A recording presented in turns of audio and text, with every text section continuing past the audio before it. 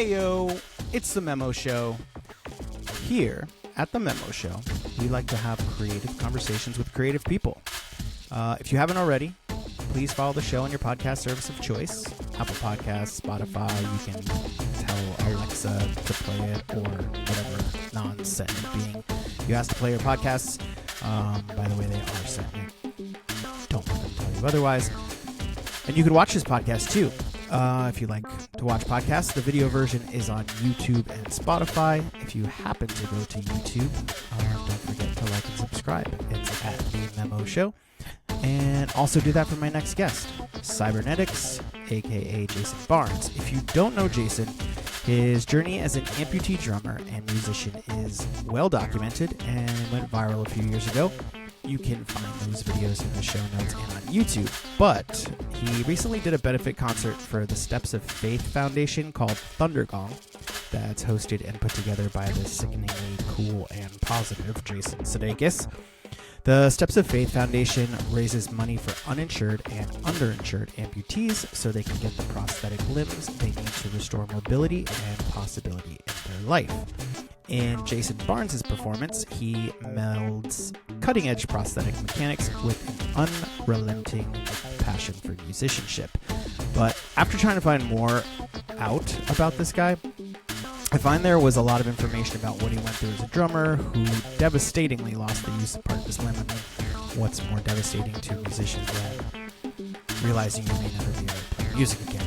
But there was little information on who Jason was as a person, who he was creatively, what drove him over the brink of determination to get back on the fucking drum set and play again.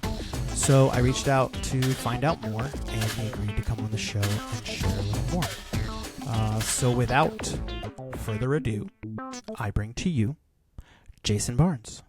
All right, Jason. Well, thanks for coming on the show today. This is the Memo Show. We like to talk about creative stuff with creative people. Usually I have, lots of musicians, artists. I'm trying to just expand my outreach to people that I don't know personally. And you were, the first person that I've actually reached out to outside of my circle of people. But my buddy, who I do another show with, he's like my co-writer, co-producer. We just, throw ideas at each other. He saw you at Thundergong because he lives in KC.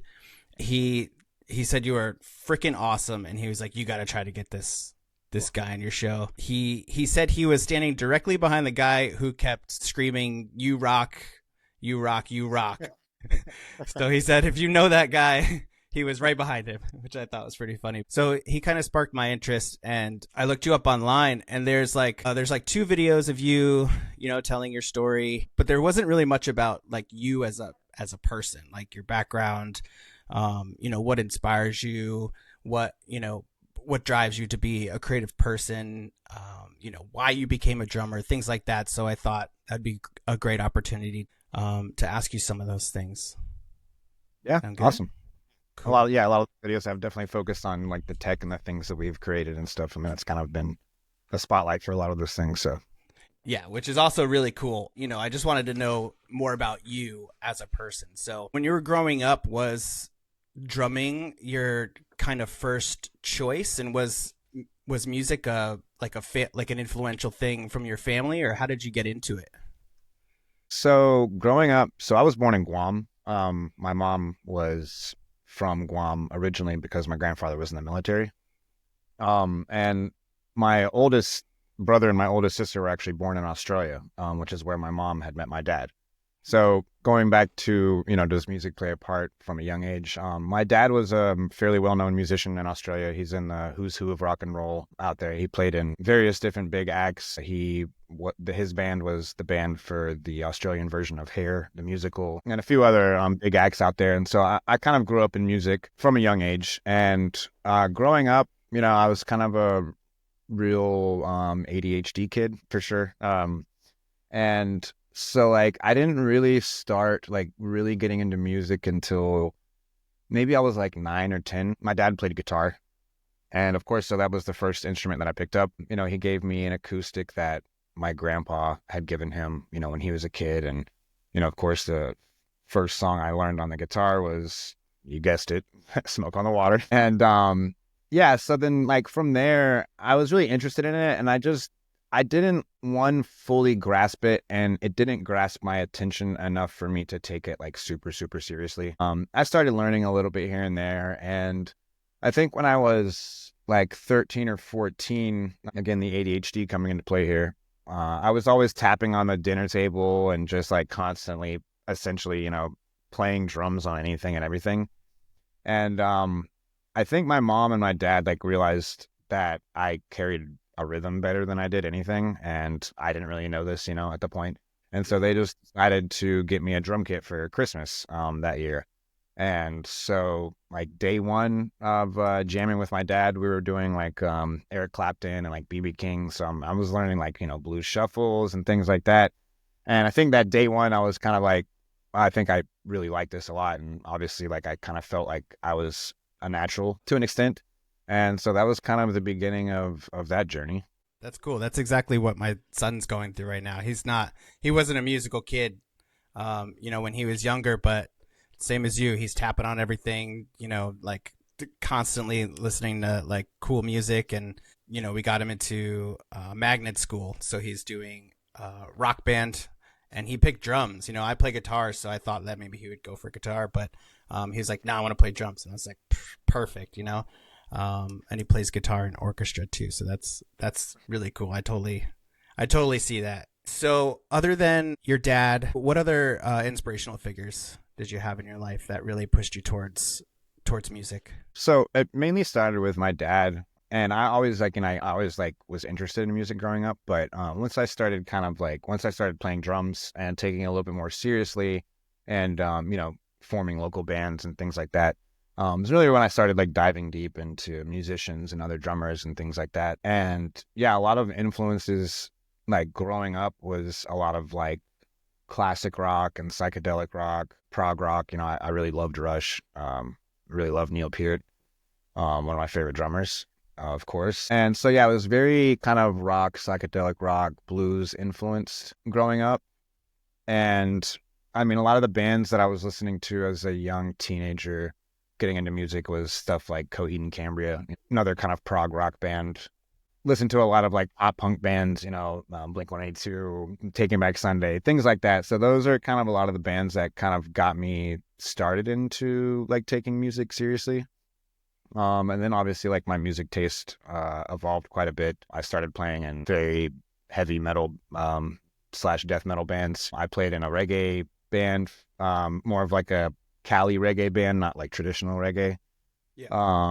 And so, yeah, my music taste kind of just expanded quite a bit. And then once I started going to school for drums and percussion and audio engineering, I started kind of diving deep into a lot of more older artists and kind of the people who kind of shaped the future for, how music is now and production is now. So did those influences or styles like shift after you had the accident, or were they kind of still something that you had inside you but kind of morphed?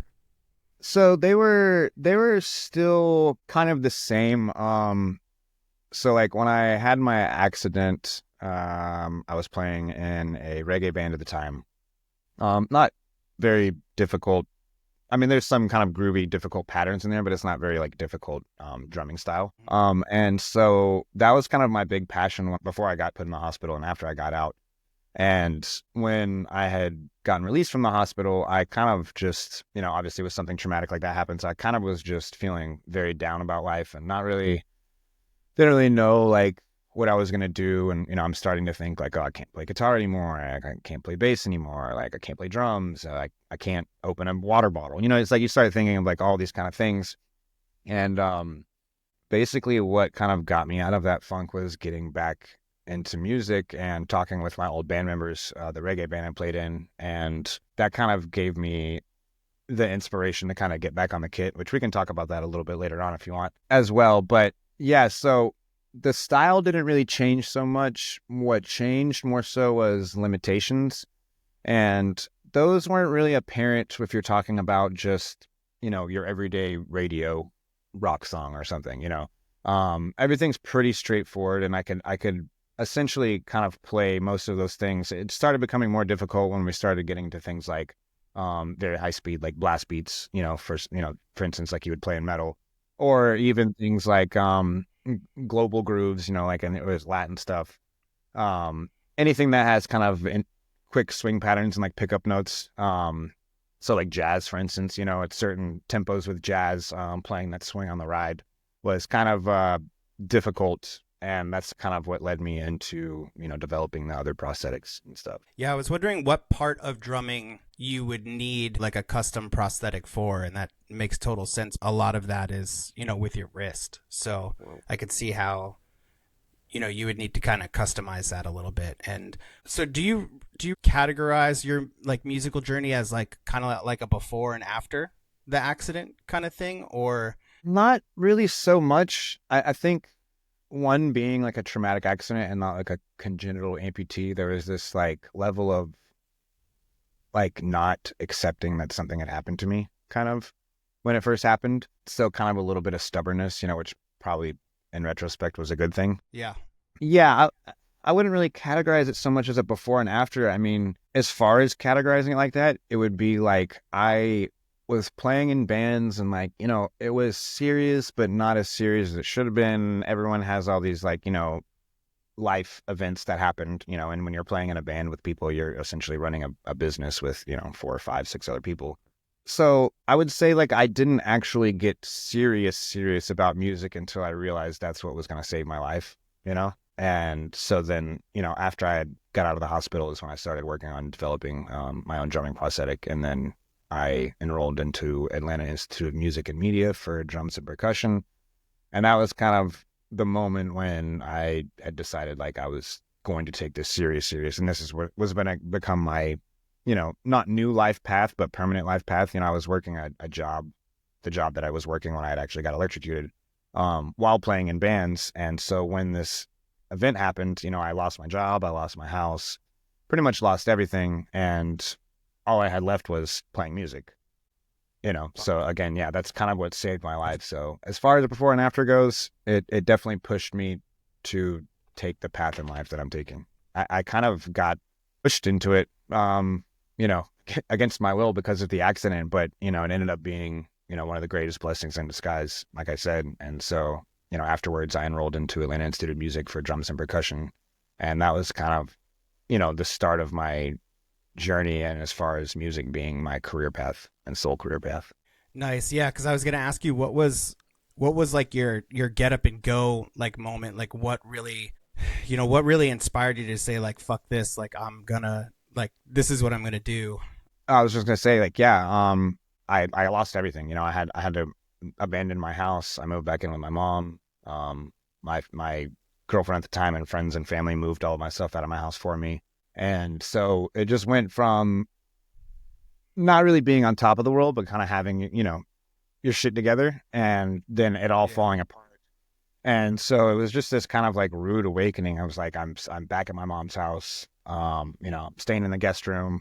I don't have a job anymore. I'm not making any money. I quote unquote can't play music anymore.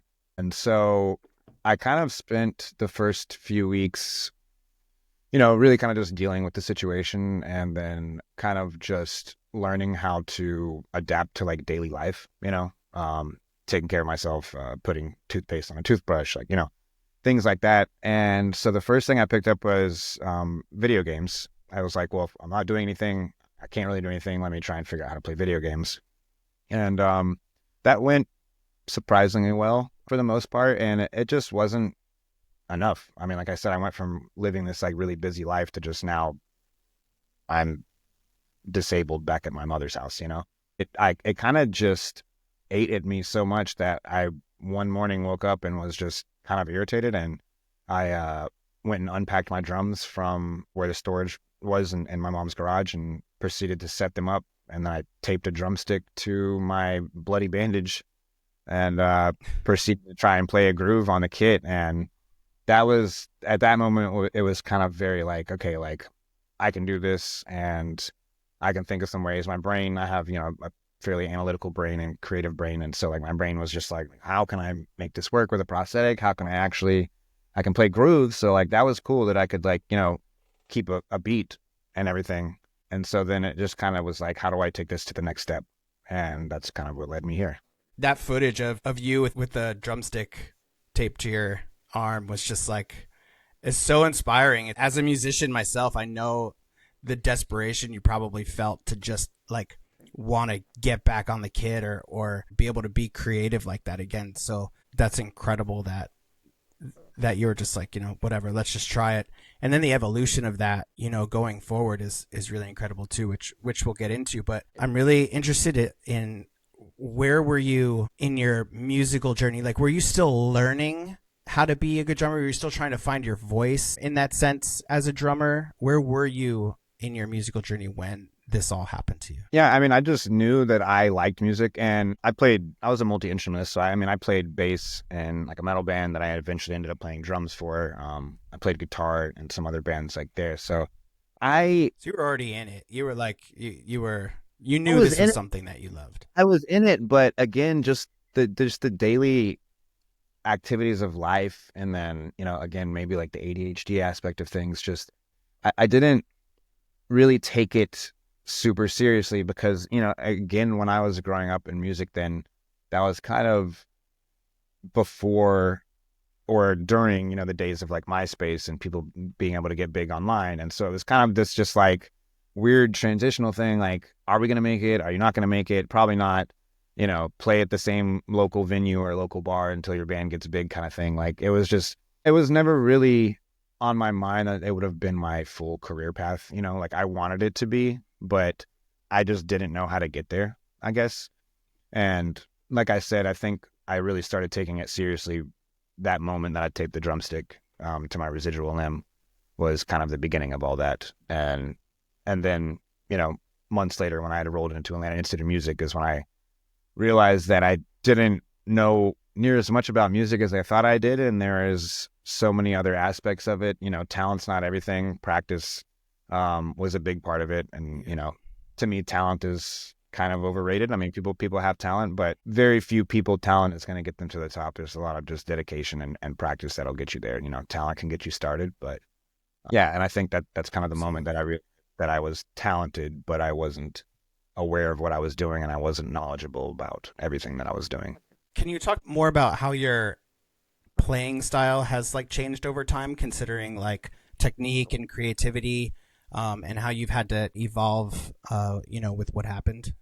Yeah, so I have multiple prosthetics that I've used for drumming over the years. The most basic one is the one that I typically stick with in an all-around kind of broad spectrum, mainly because it just utilizes basic mechanics. It uses a pivot point where your wrist would be, a pivot point where your fingers would be, and there's a spring that essentially adds tension to the stick, and then there's a little bit of free play in where the wrist would be. So it actually allows me to get doubles, and it'll exaggerate my elbow movements to get like, fast singles, but there's a window of speed that I can play in with that. And so I enrolled into Atlanta Institute of Music with that prosthetic that I developed. And, during my time there in the very early stages, I was, starting to really like get an idea of what my limitations were and what I could and couldn't do, essentially.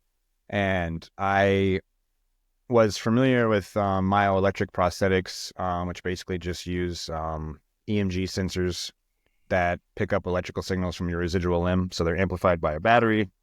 They pick up very small electrical signals from your residual limb and then send that to whatever device you're using to make it operate accordingly.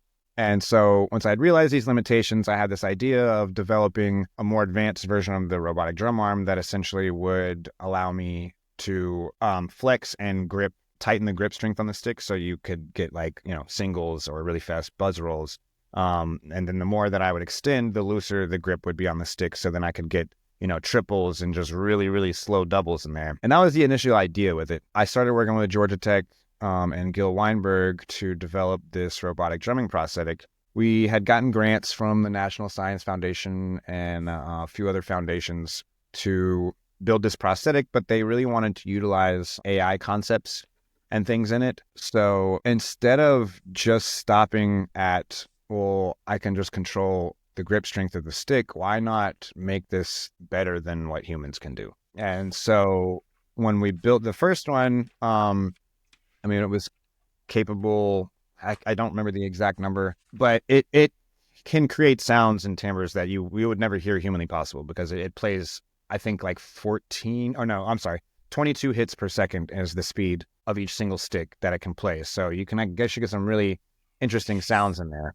So once we kind of realized the capabilities of it, I started thinking, well, like, even if I can control the grip strength of the stick, if it's not that accurate, then insanely fast blast beats or insanely fast swing patterns on a ride were kind of difficult. So then we thought about being able to implement MIDI information into the arm. So we developed a Max Patch, and you can actually input MIDI. So like I use Ableton Live for most of my performances, but you can actually program MIDI and automate MIDI in Ableton Live to send to the drum arm. So if you wanted, 64th notes or 128th note blast beats, just weird sounds, then you could program that in real time, like set to the grid of whatever performance you're playing.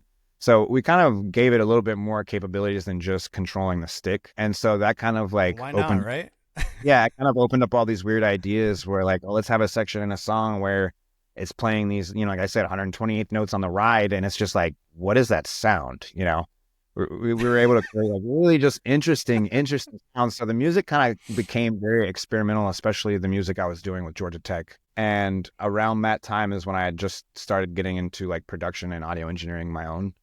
And so I was still kind of learning that process of how to be my own artist and produce for myself. So yeah, long story short, basically, it definitely opened up the ability to do all of these things that you wouldn't really think of doing before. And I wanted to try and kind of incorporate some of that in my like current music and stuff while keeping it still easily digestible by everybody, so like out of, say a 30-minute performance, there's something very cohesive and very friendly to everybody. And then there's some experimental parts that are just like almost like sound exploration, less musical. So yeah, I kind of wanted to incorporate this experimental aspect of things, but like also keeping it easily digestible by, the mainstream crowd. That's incredible, man. That's so cool. Thank you. Yeah, you're like pushing the possibilities of like music. It's astounding. Creativity, engineering, science. What do you envision when all of these like meld together? Is this what you are talking about when you say like the singularity? Because I've seen that on a few blurbs about you. Yeah. I mean, I'm very into like biohacking and the concept of the singularity. While I think ethically it needs to be done right, and there's currently a lot of things in the works, AI music and AI quote unquote creativity and things that I don't necessarily agree with the way that they're going. I think like AI should be like a tool. I mean, throughout this whole process, it's kind of just taught me how to kind of live in harmony with technology and things like that, instead of trying to utilize that to replace humans, but more so to enhance them or give them back abilities that they lost, things like that. So yeah, I'm a very firm believer that our next step in evolution is utilizing technology for various different aspects of life, but again, ethically, there's a right and a wrong way to go about that. AI music, like typing whatever song you want on one of these AI websites and it pops out a song for you, I think is completely ridiculous. But now if you're utilizing things like, AI for mastering or some creative aspect of things, not just finishing a whole product for you, then like, that's kind of the whole point of technology, is to help us out. But I definitely don't want to see a future where music is no longer a thing that people care about because it's just so easily digested, which it already is easily digested. But, if it's to a point where it's just created just, off a whim and no one really cares, then there's no art in it anymore. And, even in a way that we could say that musicians and live performance and things like that will never get old, which I don't think they will. We're definitely riding a very dangerous line. And where to draw that line exactly is, I guess, the question up in the air by everybody right now. So yeah, that's what I was gonna ask. Is now because you went from like literal like duct tape and drumstick to your very like basic mechanical aid, and then now with Google, you're kind of like injecting AI into the mix, right? Is that correct? My understanding. So like, where does the line blur between, Jason's drumming or Jason's prosthetic is drumming? The AI that we utilized for like the drumming arm, it was less of a creative slash musical approach for AI. It was more so in the deep learning concept of AI. So like, just like you would train an AI model to create music with various pieces of music or music theory, and then that model is going to essentially analyze all those. If you're using deep learning and machine learning, so you're not just manually coding all of these things in, you're basically, I don't know if you're familiar with machine learning, but you're basically just giving the AI a box to operate in, and it can do everything inside of this box, but nothing outside of it. So if that box is music theory, then over time, you can essentially use deep learning and machine learning to analyze all those things itself and then spit out its own information versus you hard coding all of that in.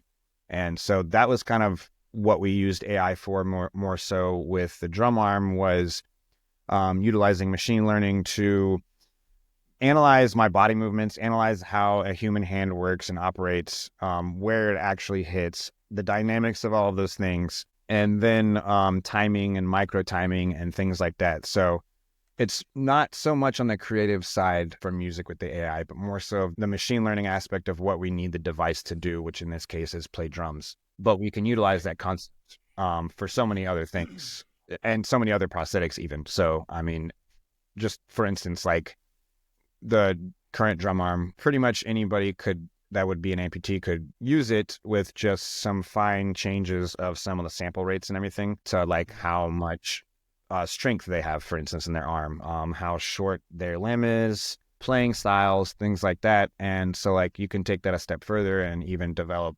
a prosthetic for playing guitar. So the same concept, it holds a guitar pick. The more you flex, the tighter the grip on the pick is. So if you want to like do some really like tight tremolo stuff, you can. And then, the more you would extend, the looser the pick is. So you can get some really nice strumming patterns and things like that. So the concept goes far beyond drumming, but that's the joy of utilizing Google's TensorFlow and machine learning is you don't need to be like a professional in that field to be able to kind of make these things work, because with things like TensorFlow and machine learning, it's possible to have the baseline of the work done for you, the hard work, and then you're just kind of essentially telling the AI what needs to operate which device and accordingly. So very, very simple for the most part for the everyday person. And that was kind of more so the goal with the AI there. Now, with the other things that we've done with Georgia Tech, we have created musically intelligent robots. Shimon is one that Gil and his team have created that plays marimba mainly for jazz and things like that. And so with that robot, cool. A full robot, it actually can analyze you in real time. So say you start clapping across the room or playing a drum kit across the room, it will look at you. It has a camera. It will look at you and start bobbing its head, gathering beat detection. So like understanding the rhythm. And then if you start playing a pitch instrument or singing across the room, it will then look at that person, and then it starts gathering pitch information and things like that. And like I said, the model's pretty much been trained more so, at least in the past, more so on jazz. So it understands like 16 bars and 32 bars, and it gets a solo here, lay back here, but it understands the full concept of music theory and what it should play and what it shouldn't play. But yeah, that, again, the goal with that was never really to replace humans, but more so to just inspire us to create things that you wouldn't typically think of creating as a human, and people have been doing that for a while. I mean, even me, I'll admit it, there's sometimes I'll be making music on Ableton and it's easier to just maybe program a drum part for this. And then it's like a program a drum part. And I'm like, what kind of fill is that? Or like, what pattern did I program? And it's like a normal person is like not thinking about playing something like that. So then it's really cool to go in and be like, let me actually learn how to play that on a kit, So it's like people have been kind of doing that for a while, but I do find it interesting utilize AI to kind of bring out things that you would just never think of as a human, to just kind of expand our knowledge of music and things like that. Did you ever imagine that this could have been a possibility for you, or that is this more than you've ever imagined, and where do you want to take this for the future? Because I know you're starting to implement this with other people. When the accident first happened, and I started doing research on like myoelectric robotic hands and prosthetics and stuff, I was very I seen Terminator once or twice, you know what I mean? And so it was all kind of it was interesting, but I had no idea how a lot of this stuff worked. I saw Star Wars growing up, and we're all familiar with like robotic hands and all of this kind of stuff, which is partially the reason a lot of these things exist is the art that those people created back then to inspire people. But yeah, I mean, I just kind of ran wild with the ideas, and it wasn't really like is this going to work or is this not, but it was just, this would be really cool if it did, and like, let's just try it out anyway. And I kind of had the idea of developing the robotic version of the prosthetic, and I had no idea like who to reach out to or anything. And it just so happened that one of my drum teachers at Atlanta Institute of Music, Eric Sanders, was a teacher for another student who didn't go to our school, who actually went to Georgia Tech, who worked with Gil Weinberg. And so it kind of just happened the way it should have. Eric knew somebody that builds musically intelligent or artificially intelligent musical robots. And I essentially kind of needed that, in a way. It just so happened that Gil was also looking for his next project, and, our ideas kind of went hand in hand, pun intended. And so, yeah, I mean, like I said, I had these wild ideas of getting there, but never, one, I didn't realize how complex of a task developing a robotic drumming prosthetic is. When you're playing drums, I mean, you're literally using the full dexterity of your hand, and that in itself is a process. And so developing a hand that's fully anatomically correct and has full dexterity to control a drumstick would break the whole medical industry. You know what I mean? If it can play drums, it could do anything. And that was a very, very hard process. And so that's kind of what led us into just like, well, let's just use the basic concept of the leverage points that the human hand has and make the device function like that. And so, yeah, I, one, didn't realize it would get as far as it did. And two, I didn't realize how complicated a process like that is. And, we've currently been building on those systems over the years and developing different versions and somewhat more robust versions and reliable versions, which brought me into working with Google on the latest one using TensorFlow and things like that. And when I had first got my accident and started working with Georgia Tech, the first drumming prosthetic we developed, we had played a show with it, and there's a couple news articles and things like that in the beginning, and it just ended up going like insanely viral. And so we ended up getting booked for shows all around the world. And like, I started getting some sort of like bit of like international attention and media attention and things like that. And so there were numerous other people all around the world that had, seen some of my videos, and then they were reaching out to me directly like, hey, like, I also want to play drums. I can't. Or, I was born this way. I don't think I'll ever be able to be a musician. Or, can you help me do exactly what you did? And it was kind of heartbreaking because I couldn't, because I mean, these devices, I mean, we got a $200,000 grant from the National Science Foundation to develop this thing. And it took years to get it to a point where it was. And then when I started working with Google, it was kind of the same process. And so again, not knowing how expensive these things were and not having the money myself, like it just was kind of heart-wrenching not being able to help these people out that are sending me messages every day on how do they get their life back. Yeah.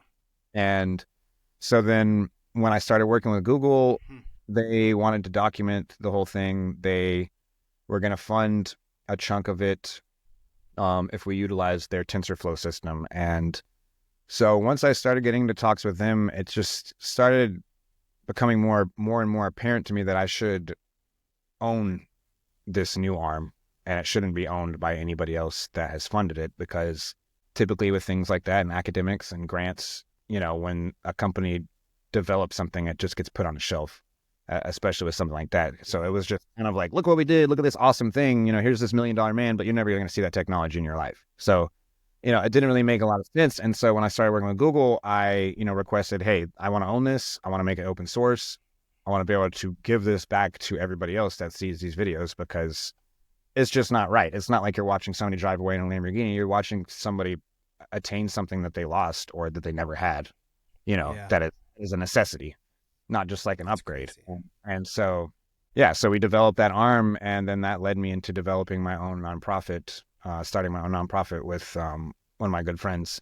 The goal of the nonprofit is essentially what my goal was throughout my whole process, was getting me back into making music and making that possible. So we provide a studio space, as you see, for musicians with challenges, and we provide adaptive equipment or help trying to provide them adaptive equipment or lead them into the right space to get that equipment. And we teach them just essentially, lack of a better word, we teach them how to produce and play instruments in non-traditional ways, because they have challenges and they can't take the approach that, every able-bodied person can take to play a guitar or operate a keyboard or operate a DAW or play drums, you name it. So the whole goal with this nonprofit was essentially to try and give back to people that had messaged out to me, and then people who also from birth have challenges that think that they're never going to be able to play music as much as they'd want to, because, that in itself is kind of heartbreaking. So I never wanted to see people like that. I never wanted to see people struggle and just give up because they think there's no hope for them. Yeah, that's what led me into starting the nonprofit. It's incredible. What's the name of it? The nonprofit's called Cybernetic Sound. Now, what part of all of this do you find the most? I mean, all of it is pretty hopeful and probably fulfilling, but where do you find the most joy out of all this? Creating the music, spreading that ability, the working on the mechanics, working on the arm. Like, where do you find the most fulfillment? So that's a tricky one. I like it all. Ultimately, as a musician, and people deal with this now with, social media and everything else. Ultimately, as a musician, I just want to make music and play music, and if people can enjoy that with me while I do it, then great. And that's kind of the main goal. Now you have so many other variables, like I said, social media and all these other things that you have to do. So it's not so much about the music anymore, unfortunately. But yeah, I mean, I like the tinkering. I like the kind of discovering new ideas and new things when it comes to these technologies. But I would say, other than being able to play a show and seeing people's faces and hearing people's reactions afterwards, and, them telling me that I inspired them to keep moving on and things like that. The only other thing that tops that, I would say, is being able to gift somebody a device or teaching them something and them hitting that eureka moment where it's the same moment that I hit when I taped the drumstick to my arm, yeah, those are the two best feelings in the world. Again, I like the process all the way throughout, but seeing somebody in that moment and that shift is an insanely incredible feeling. And then again, second behind that would be people who, maybe watch me perform that had no idea that was possible or things like that. So, yeah, I hope I answered your question with that one. Yeah, no, you did. I used to teach a lot. I used to teach, people how to use computers, and that it definitely is the most fulfilling thing, is when you can see them like light up, and then all of a sudden they know how to do something they didn't know how to do before. They can do something they didn't know how to do before. It's incredible, and it's really great that you're spreading the love, especially in music and helping people who can't, make it. So that's great. Well, thank you. That was awesome. Is there anything else that you wanted to share? I have a couple of like random questions, but what's on the horizon? So, really just trying to book more shows over this year. I mean, the last few years have been this kind of learning curve for me. I as I said, I had gotten into production and stuff myself, and then on top of it, I had started to open a music studio with some of my friends. That was a process. We did all the construction ourselves. Yeah, pretty much did everything ourselves. So then trying to run a music studio, working at Georgia Tech, developing these prosthetics, and then also trying to make my own personal music and playing in bands. It was just a lot, kind of all at one time. And it just so kind of happened to be that, the nonprofit needed to get started when it got started. And so that kind of threw a lot of other things in the mix. And over this last year, everything has kind of started to take off in its respective places a little bit. I mean, the nonprofit's still kind of getting there. I mean, it's barely a year old. I don't even think it's technically a year old yet. And so that's kind of getting there. And so that's kind of what's held a lot of my focus over time. On top of it, producing the band that I play in with my other friends that work here at the studio with me. Kind of took a lot of time, but now we have a lot of music about to come out with that band. So we're about to start playing a lot of shows with them. I have my personal project, which again utilizes the drumming prosthetic, and I make like cinematic electronic music, EDM influenced. I wouldn't necessarily call it EDM so much, but tension and release, cinematic kind of movie score, very heavy sound design vibes with live percussion and live keys and things like that. So I'm currently building. I heard some old school drum and bass mixed in there too. I was listening to it, writing some of these questions. Yeah. The cybernetic stuff, right? Yeah. So when I had started the Cybernetics project, it was I was at that point known as like Jason Barnes, like, the drummer or whatever it was people wanted to call me. And I started Cybernetics in like 2014. I believe I had got into electronic music fairly heavy. I mean, I was always into things like jungle and, kind of older electronic music, but it wasn't really like taking the spotlight. That was more of like a producer kind of thing. I was like a drummer. And so I started getting into electronic music and started learning how to DJ. And so I started this project, and it was originally I was producing house music, heavier house music, and DJing with a friend of mine. Like in that process, it was like, man, I'm not having enough time to like explore my path as Jason Barnes, the drummer. And I'm also trying to start this other project as Cybernetics, doing the DJ electronic thing. And so at some point with that whole thing, I just kind of decided that I was going to make my own music, still going to be along the lines of electronic, and I wanted to utilize my talent and skill as like a drummer and an actual musician rather than just DJing. And so that's kind of when I started thinking it would be cool to do this live percussion thing over some of the electronic stuff. And that's kind of what led me into my project now, which it's a mix. So some drum and bass kind of vibes, some mid-tempo kind of heavy vibes. There's quote unquote dubstep vibes in there. But I really just wanted to not separate the two anymore. I just didn't think it makes sense to be Cybernetics the DJ and Jason Barnes the drummer when I can combine the whole things together and kind of create this audio visual experience that's like, not only hopefully like mind-blowing and unique, but like also inspirational, and then, also informative, utilizing technologies that people didn't know existed. That was kind of the goal with that. And so I've been currently building that out over the last year. They got a little sample of it at Thundergong. So be looking forward to those over the next year or two. And then I'm also doing a couple clinics and presentations around the world at different places for other different nonprofits for various things. One coming up is in Colombia. So I have a couple presentations for a lot of underprivileged people that don't have insurance and can't afford some of these prosthetics and devices I've made. And so the clinic is essentially kind of teaching them, one, everything that we have developed, and two, price points of those things, how you can make those things without spending so much money, how you can utilize all the things I have online, open source, to develop that. And then also, if you don't have the ability to even do that at all, where, when we're talking about robotics and electronics, then, I show you how to try and just make very makeshift devices to get it done regardless. So like, the first drum arm, second drum arm to the third drum arm, basically just teaching people different ways of thinking to try and get what they want done. So that's a big plus. And then those clinics will go kind of hand in hand with a performance as well. But I mean, the big goal with a lot of that is to continue my path as a musician and producer and play shows, but also expose a lot of this technology to the world and, again, let people know that when there's a will, there's a way. Like if you want to do something bad enough, you'll figure it out. And, you can't let negativity get the best of you, because that's how you just end up in a deep, dark hole. So like I said in the beginning, it kind of was a good thing that I was so stubborn. I got out of the hospital because it was just no stopping me. I didn't want to accept that something had happened, and in a way, mentally, could be kind of counterproductive in some parts, but as far as like a recovery aspect goes. But overall, that stubbornness is what led me to where I am now. It was just not taking no for an answer kind of thing, and just figuring it out regardless.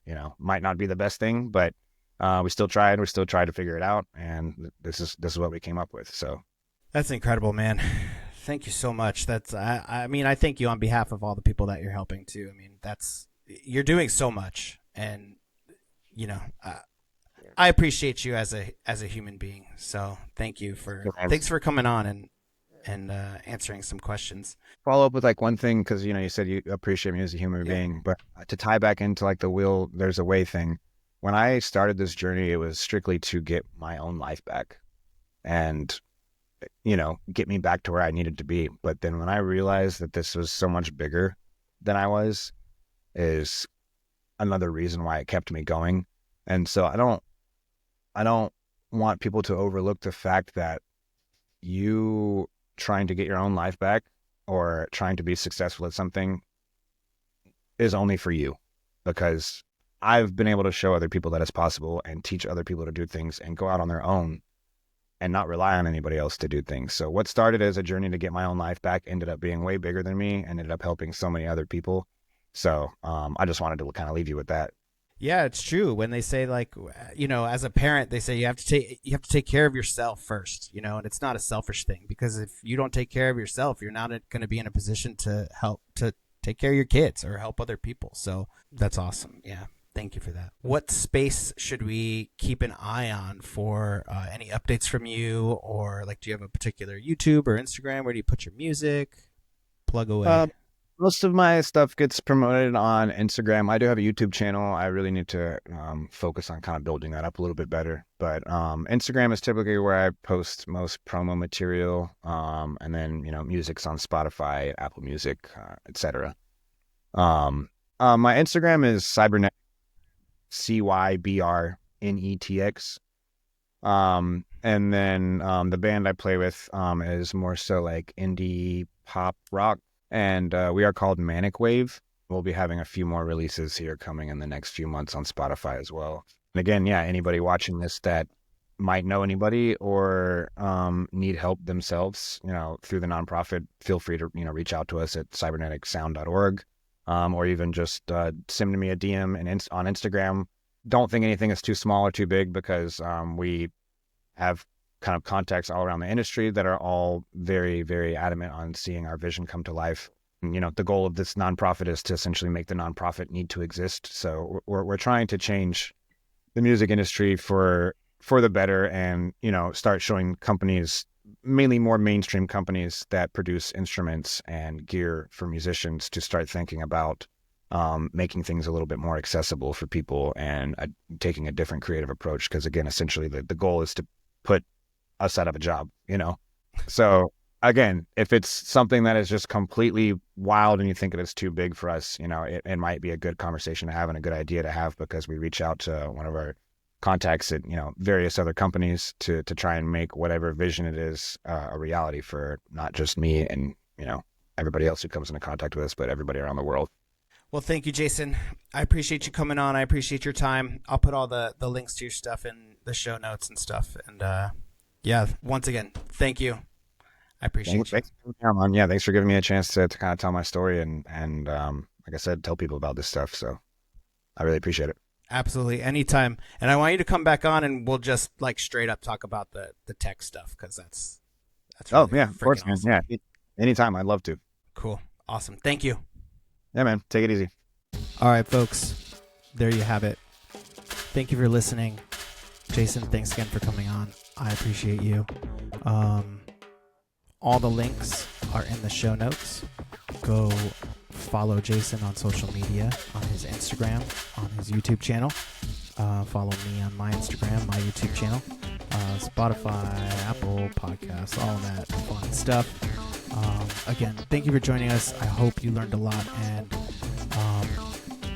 Jason is amazing for using all of his knowledge to really help the world in ways that not many people can help. So I, again, just want to thank you for what you're doing for the world and for people.